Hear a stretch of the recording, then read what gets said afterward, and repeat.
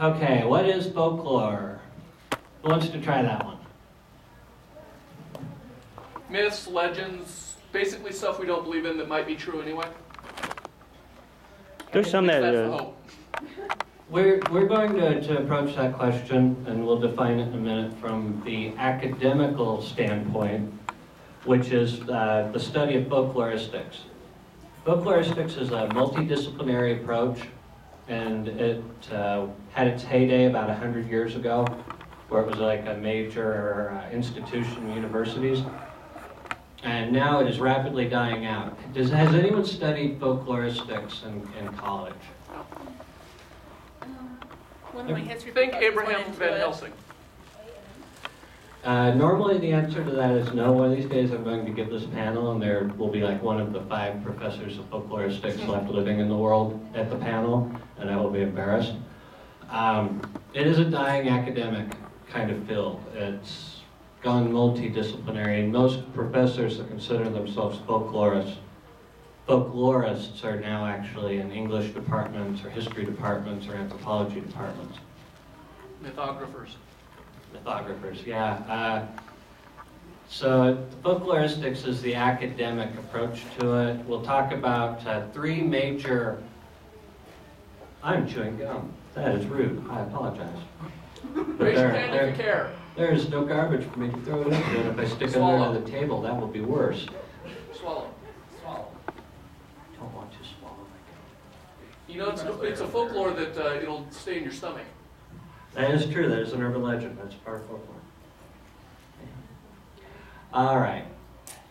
We'll talk about 3 different types of methods for analyzing pieces of folklore, and we'll apply them for anime. We're going to look at motifs, morphology, structuralism. Then we'll do Q&A, which is when I will answer to the best of my knowledge all the questions that you're really curious about, but you're probably more myth and legend oriented. My claim to fame in folkloristics is that I did a number of comparative studies linking use of motif and place and location in comic books with the use in different types of folklore. My focus in folklore was Eastern European, but I looked at how like the use of place in comic books was comparable to the use of place in like fairy tales. And so I used a lot of these kind of analytic tools to break down both comic books and folklore. What type of comic books did you look at? Like American? Or I looked at European. Once you start to get out of West, and part of the problem with academia in general is that it's biased towards Western thought, and there is kind of a divide between like African thought and Aboriginal Australian thought, what we call Eastern thought or Asian philosophy, and Western thought. And there's a North American kind of philosophy that is kind of ways of looking at reality that are a little different. And folkloristics is heavily biased towards Western thought. We'll talk about this when we talk about motifs a little bit. But it makes it very hard to use like an analytic tool designed for Western folklore or like even Western comic books. They don't compare straight to manga. And there's a lot of influence between manga and comic books. Yeah, tell that to the people online. Well, there is. I mean, there's a lot of influence in the last 50 years between cultures, and so they're not completely separate either. But they also have root influences which are different, and makes comparisons not quite straightforward. But yes.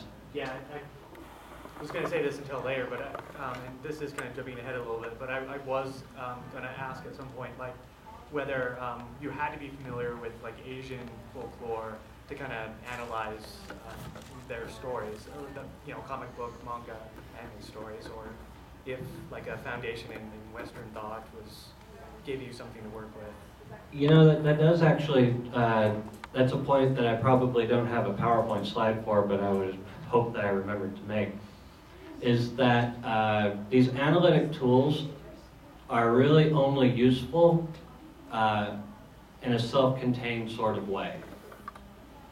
The fact of the matter is, none of us have the cultural experience like a peasant or a nobleman has in 15th century Romania. And we don't even have the same experiences that like an American settler had here in Utah 100 years ago. And most of them couldn't write anyway. Well, and the oral traditions though, and the stories and the experiences are different. And so just because you're from a particular culture doesn't even mean that you're going to have the best tools to analyze your own culture's folklore, even using tools that were built by people within that culture. But we can still use these tools. They're valuable to us within themselves. You can use these tools to create your own analysis of like an anime, and your analysis is correct within the framework of the tool and your experience and your interpretation. And for writers, that can be valuable in and of itself. Now, does that prove your analysis is a fact? Can you claim that, you know, and one thing that I was attacked on when I worked with plays is that people said that I was seeing what I wanted to see. I do think that there are clear patterns in like comic books that come from these kind of archetypal use of locations. Especially in Sin City, Frank Miller's Sin City. Anybody, do we have fans of Sin City here? They're kind of adult-oriented. I have trouble recommending them. But Sin City, those comic books are fairy tales. They match up incredibly well to two of the analytic tools that we're going to go through. And they do line up with it in a very interesting way. If you read Terry Pratchett's Discworld, one of the themes he has in there is called unseen writings. It's where you extrapolate stuff that's going to be written based on stuff that's already been written, because it's going to be based on those thoughts and things that are written down. I can see that. So Yes. I just wanted to comment on what you were saying earlier about folk stories being like kind of grounded in a very different point of view, and that's what I find fascinating about them. You can analyze them and think what they mean to you, but they're also sort of a way to like look at another point of view, try and put yourself in another place. That's what can be so fun about them. Yeah, normally I teach you about like what folkloristics is, and then we learn like we go through the different tools, the three that I present, and then I explain why they're useless at the very end, because that's an awesome way to do it. And then they're not useless, but they're not empirical tools. They're not scientific. They are experience-based, like you said. You do bring your own lens to it. What if they're true? Because I've seen a UFO. Well, any of the folklore can be based on true events. It doesn't have to be myth. In fact, when we look at folklore, we break it down into these 4 categories. Material culture, artifacts. Your cosplay costumes are a type of folklore. I bet you've never thought of it that way. But they are a transmission of culture through direct means. That's what folklore is. And there are arguments today that folklore no longer exists because none of us are free. None of us communicate directly with each other anymore. We all use comic books and television shows and internet video games to communicate ideas. And so that direct transmission of ideas is gone. But if you see another cosplayer and you see something that they've done that's clever, and you copy that and build it and the idea transmits, that's a type of material culture. It is folklore. Oral traditions. The tinfoil hat. Myth, urban legends, UFO abductions, convention rumors. Every convention always has crazy rumors. Mm-hmm. Did you hear about the guy that did such and such? And they moved through. The actual Fox girl who attended last year? Mm-hmm. Those are oral traditions, yes? Yeah, I think it's in the urban legends, and one site I like to go is called it's Snopes.com. Mm-hmm. It's www.snops.com, and that's especially because there's quite a few urban legends. I mean, take one example. It's, the Chevrolet Nova didn't sell well in Spanish-speaking countries because, no bot means, it won't go. Well, and even though they said this is often actually used in, marketing advertisings, it's not true. I mean, they give the explanation.